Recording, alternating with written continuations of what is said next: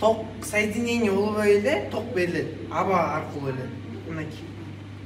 Бул эч жагына кирбей туруп эле подключение болбой туруп эле ток берилип отур. Бул кандайча күйүп калып атыр, эчтеке ток кошулбай эле күйүп атат го бул. Ушун Никола Тесла магнитный поляны. А бул иштеп атат, да? Охо, Ого. Ушун эле чоңойтуп эле болду экен да? Болду да. İşte da kaldı da. Таласта мындай жок да, куруш керек да Нуржан эртерээк. Жыгач менен да, темир менен да иштесе болот. Ооба. Макеттин детальдары чыгат. Детальдары чыгат. Ну, эмне болду макет? Нуржан? Бул чөп неме картошка чабап турган 4 жөөктүк трактордун аркасына койгон макет. Ого, картошка чабабы бул менен. Картошка, фасоль чабам деп жазышкан балдар. Балдар жазган, балдар. Бул жакта тракторга илет. Вон менен айлантат.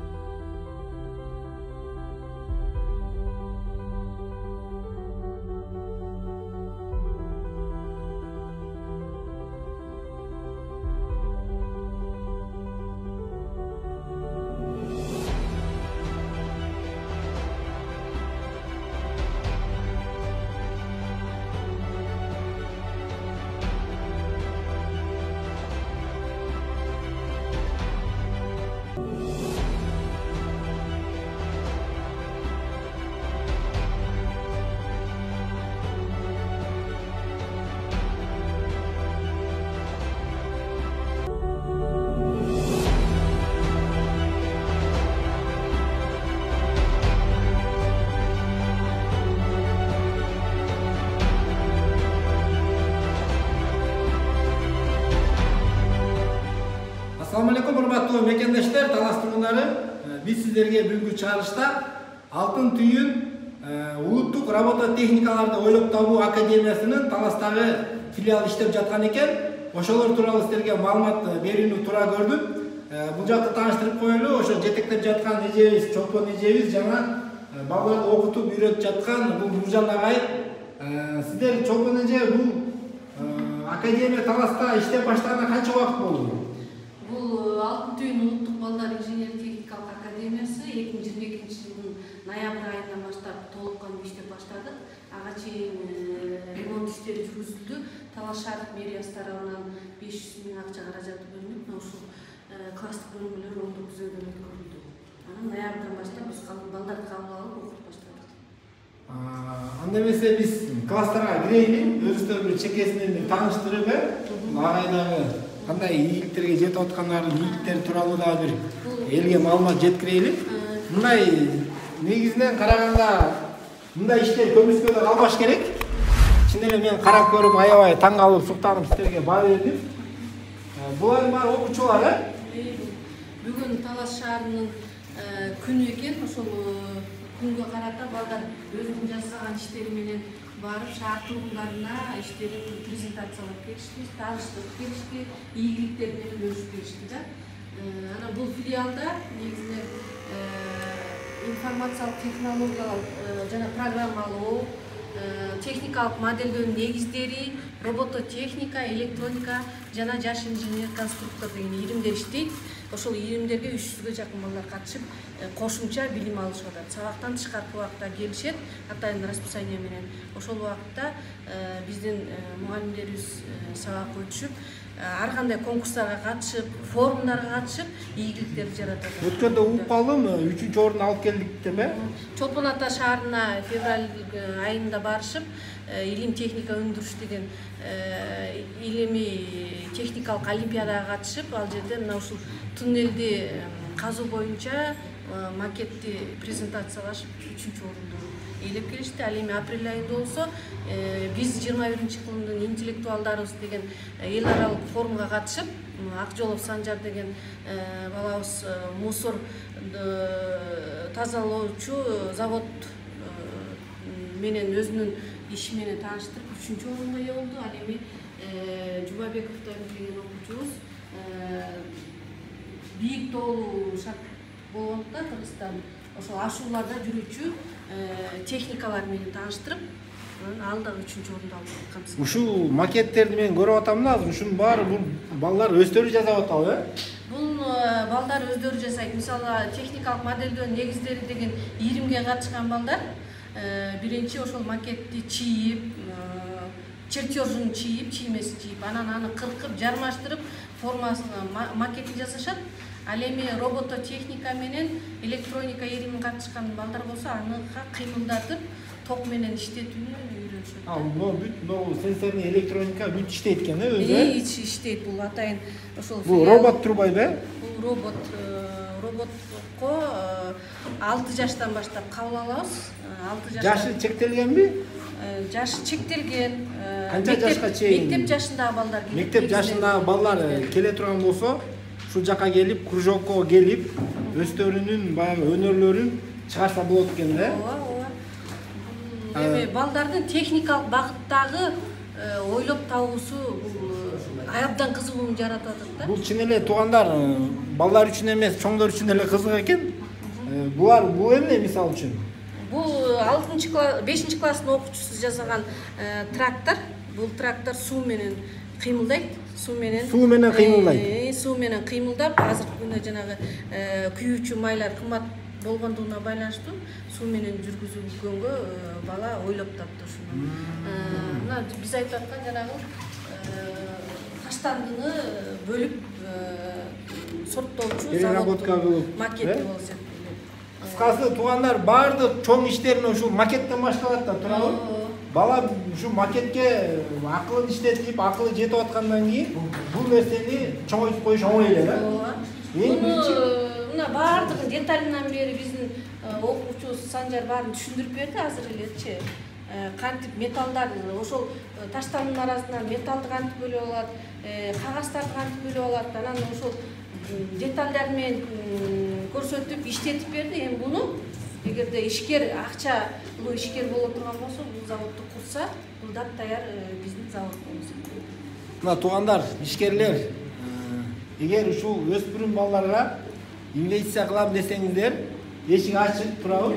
Келип балдардын дагы бир мотивация берип, ушул жасаган, ойлоп тапкан макеттерин бир ишке ашырып көрсөңүздөр дагы, менимче бул балдарда дагы ушундай робототехникаларды өнүктүрүүгө кызыккандар көбөйсө керек, Балдар жалаң эле бул макетти эле жазабастан, мына жерде 3D принтерлер туруп атат. Мына ушул принтерлерде ошол макетке керектүү деталдарды компьютерден программа менен киргизип, пластиктен эритип, ушу 3D'ден чыгарганга жетишип атат. Мисалы, Аманбеков Нурулуу деген окуучубуз ушул 3D менен иштеп атат. 3D'дан макет чыгат. Ооба. Макеттин деталдары чыгат. Деталдары чыгат. Сонун турбайбы? Андан тышкары могул жерде бул эмне болгон аппарат бул? Станок. Бул программирование менен иштей турган станок. Станокко жыгач менен дагы, темир менен да иштесе болот. Бул дагы компьютерден атайын программа берилсе, ошол программанын негизинде керектүү деталдар чыгарылат. Жыгачтан дагы, металлдан дагы чыгарылат. Бул жака балдар эмес, менин эле келгим келип кетип атат го. Бул станок менен бул балабызга иштегенге жетишип калды. Азамат. Бул аппаратуралар менен иштеген биздин мугалимибиз бар, атайын. Ошол мугалимдин эмгеги зор. Нуржан агай. Тайтелиев Нуржан деген агайыбыз. Станоктор менен электроника, мына макеттерди кыймылга келтирип, кандай күч менен, кандай ток менен иштей турган ушул агайыбыз. Бул эмне болгон макет? Нуржан? Бул чөп неме картошка чабап турган 4 жөөктүк трактордун аркасына койгон макет. Ого, картошка чабабы бул менен? Картошка, фасоль чабам деп жазышкан балдар. Балдар жасаган, балдар. Бул жакта тракторга илет. Вом менен айлантат, ягынан чабат. Туугандар, могу көрүп аткан макеттер мындай бир жөн эле оюнчук көрмөңүздөр. Ар бир макет бул детально ойлонуп ишке ашырылган макеттер туурабы? Эми бул жака туугандар, мен силерге да бир кеңешим, ушундай окуучу балдарыңыздарга, ушундай кружокторго катышканга сөзсүз түрдө жардам бериңиздер. Анткени бүгүнкү күндө балдардын баары бүгүн телефон ойноп, телефондо байланып атат да. Ушундай бир кызыктырып, ушундай бир ой жүгүртүүлөрүн өстүрүү кружокторуна да жиберсеңиздер, мынакей бүгүн макетин чыгарып атат, эртең бунун кадимгидей чоң технологияны уже иштеп чыга баштайсыздар, туурабы? Бул жерден ошентип отуруп балаңыздын билбейсиз, балким балаңызда чын эле кандайдыр бир катылып жаткан өнөрлөрү бардыр. Ошентип балаңызды мынакей бул жака жиберсеңиздер, ар кандай ушундай бир электрондук, ар кандай технологияларды иштеп ойлоп тапканга эң жакшы мүмкүнчүлүк экен. Буну ким кааласа келе берет, мектеп окуучусу болсо, келип катышам дей турган болсо, бул кружокко катыша берет. Төлөмдөрү кандай болот? Төлөмдөрү жылына 1 ирет төлөнөт. Жылына 1 ирет. 1 ирет 544 сом. Бул өкмөттүн атайын токтому менен чыгарылган атайын. Бир жолу төлөп коюп 540 сом. 544 сом. 544 сом туугандар. Төлөп коет экенсиздер дагы, мынакей балаңызды ушул жака кызыктырсаңыздар, ушундай бир бир эле кружок эмес, 2 кружок, 3 кружокко да катышса болот. 1, 2, 3 кружок. Жумасына канча жолу болот? Эгерде бир кружокко катышса 2 күн келет, 1,5 сааттан 3 саат окуйт. А эгерде 2 кружокко катышса, анда 4 күн келет, же болбосо 2 күнгө койсо 2 күнгө коюп 3 саат отурат да анда бала. Жакшы экен туугандар. Могу эмне макет, мен кызыгып атам, мага аябай кызык болуп атат. Могу бүт проводдордун баарын кошуп коюпсуң, мына иштетип көрсө болбойбу бул азыр? Могу эмне болгон макет? Мен такыр эле мээм жетпейт экен буга. Манипуля. Кандай иштейт? Системасы кандай? Бул эме азыр заводдордо жам роботтор иштейт го, жам машинаны куруп, жа трактор, ошолордун эмеси да бир түрү да, манипулятор. Көбүнчө ушуну лаборатория жана исследованиялерде колдонот да. Жа химический реакциялар иштеткен бизге колсуз тийиз ачышып жанып өтөт го, ошолордо иштейт да, ушундай роботтор. Бул бүт проводдордун баарын кошуп коюпсуздар, кошсо иштейби, кыймылга келеби? Жо азыр эме доработкада да иштей элек да. Бул иштей элек доработкада экен, Бул эмне деп айтылат бул? Бул Тесла, бул Никола Тесла 7 январда 1899-жылы ойлоп тапкан. Бул беспроводная энергия, мындайча айтканда, ток соединение болбой эле ток берилет, аба аркылуу эле. Мынакей.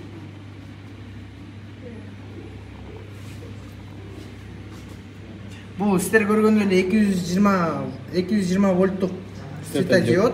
Бул эч жагына кирбей туруп эле, подключение болбой туруп эле ток берилип отур.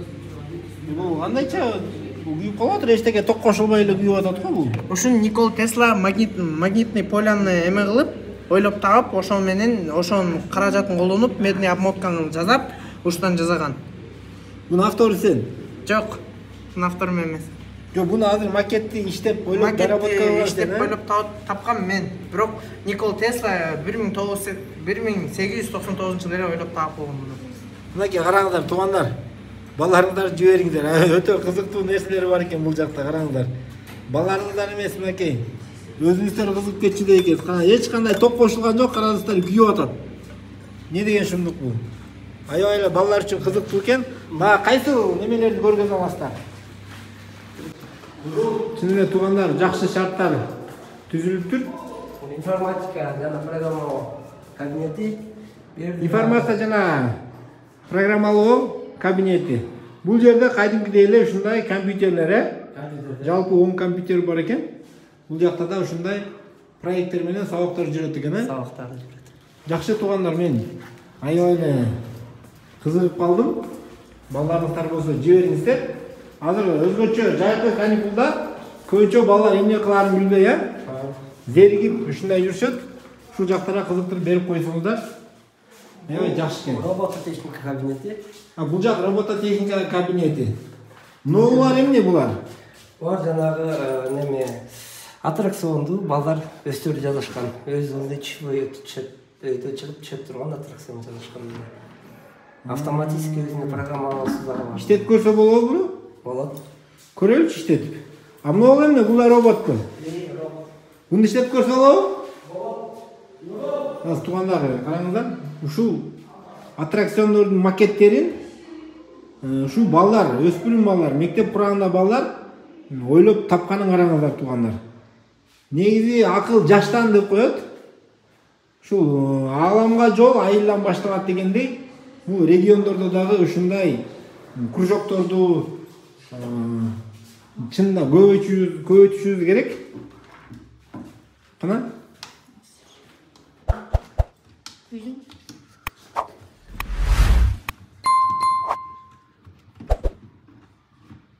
Бул жана чоң аттракцион турбайбы? Телефондон башкарылабы? Мындай программа. Эмне болгон программа бул? Ева 3. Кана иштетчи бер жакыныраак экен. Кана? Мына туугандар караңыздар.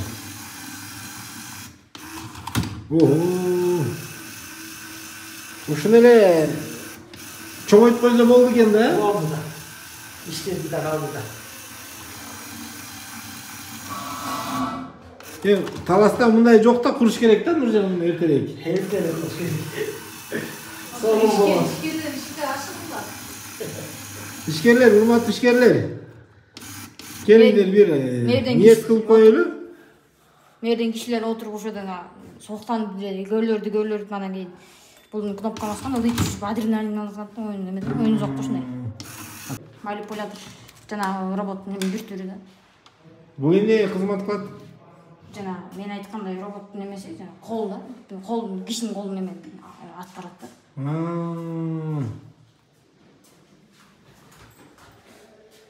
Булчу?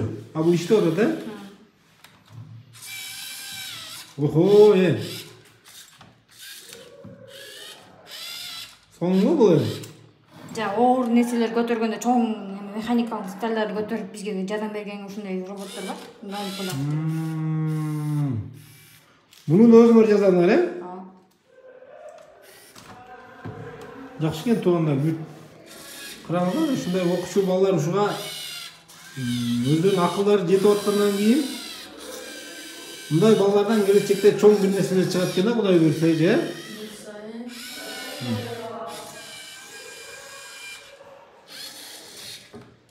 Сонун экен туугандар, караңыздар. Бул эмне? Бул кичине балдар 5 жаштагы балдар жазган. Буну автобус деп. 5 жаштагы балдар курган экен. Автобус деп. Автобус деп, Мынакей караңыздар. Манипулятор, аттракцион. Бул жакта проекторлор менен сабак өтүлөт экен да? Караңыздар туугандар, баары заманбап окутуулар проекторлор менен түшүндүрүштө оңой болсо керек, Бул пароходдордун да макеттерин балдар жазадыбы? Чоңдорго чейинби? Чоңдорго чейин балдар жазат. Балдарга чын эле жакшы мүмкүнчүлүктөр болуп аткан экен, Булар эмне?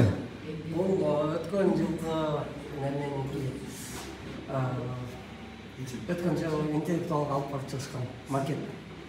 Макет, Омат этно эсалуу борбору. Омат этно эсалуу борбору. Жакшы экен. Ана бул станоктун иштөө схемасын көрөлүчү. Бул токарный станок сыяктуу экен да, өзү иштеп чыгат принтер.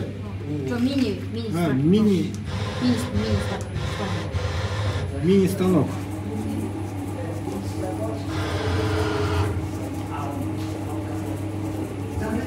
Ондайларды чыгат. Шахматтын формасы. Жакшы экен. Жалпы канча окуучу бар азыр Нуржан?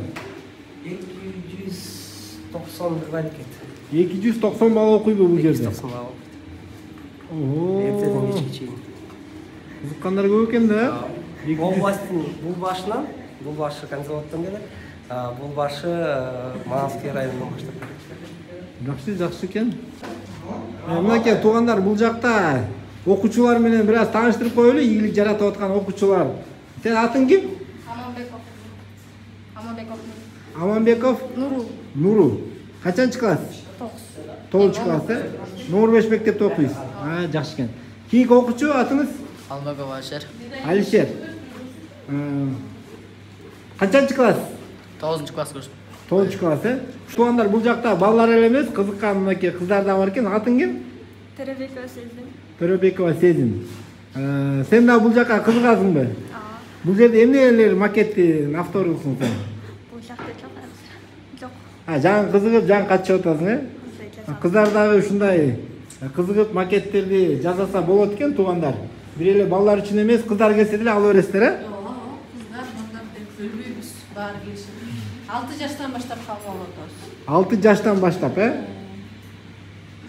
Рахмат. Чоң эже ушундай жаштарды аң сезимин, ой жүгүртүүсүн өстүрүү үчүн талыкпай мээнет кылып атасыздар. Бул ишиңиздер тарыхта калат, Кудай буйруса. Келечек жаштарда Келип биздин ошо акыбалыбызды көрүткөнүңүздөргө чоң рахмат. Бизге да колдоолор керек. Өзүңүздөр көргөндөй класс кабинеттерибиз кружоктун саны көбөйгөн сайын аздык болуп атат. Анан ичинде суу жок, кабинетибиз муздак, полу жок дегендей. Кышында окуу токтобош үчүн бул жакты жылытуш керек. Демөөрчүлөр болсо, урматтуу ишкерлер, мүмкүн болсо биз Талаш шаарынын борбордук жагынан бир имарат керек да. Имарат керек, чоңураак имарат болсо, ошол Талаш шаардык мэриясы ушул жагына аябай чоң жардам берсе, ишкерлер жардам берсе, анан балдардын айылдык жериндеги балдардын келип кетүүсүндө да жакшы шарт түзүлмөк да. Негизинде класс канча чоң болсо ошончо көп бала келсе керек, Азыр могу кабинетке 12 баладан ашык биз киргизе албайбыз, бала бош отуруп калат. Ошон үчүн ошол имарат жагын бизде көп ойлондуруда да азыр. Кудай буйруса эми башталган иштин аягы бар дегендей жаңы баштаптырсыздар бул нерсени. Тилегиңерге жетиңиздер, чоң ушундай балаларды өстүрүүгө салымыңыздарды кошо бериңиздер. Бул агайдын колунан келет. Бул агайды колдон чыгарбай кармаңыздар. Жакшы, Алла разы болсун. Урматтуу көрүүчүлөр, видеого лайк басып коесуздар, баарыңыздарга жагат болсо керек деп ойлойм. Жана ушу биздин эжелер айтып кеткендей, ушундай демөөрчүлөр болсо дагы кайрылсаңыздар, төмөндөгү номерди калтырабыз. Келип өзүңүздөр көрүп, кандай колдоо керек, кандай кемчиликтер бар, кандай кылсак өнүгөт деген максатта келип, өз көзүңүздөр менен көрүп, салымыңыздарды кошуп коесуздар деген үмүттөбүз. Аны эмесе, туугандар, бул видеону өзүңүздөрдүн жакындарыңыздарга дагы жөнөтүп коюңуздар. Балким сиз балаңызды бербесеңиз дагы сиздин тууганыңыздын баласы кызыгып калышы мүмкүн. Жана ошондой эле бул видеону өзүңүздүн балаңыздарга көргөзүңүздөр. Сиздин балаңыз көрсө, балким кызыгуусу ойгонуп, бул жака келип катышат. Туугандар, мен бул чыгарышты жыйынтыктайын. Видеого сөзсүз түрдө лайк басып, комментарийге өз оюңуздарды калтырып коюңуздар.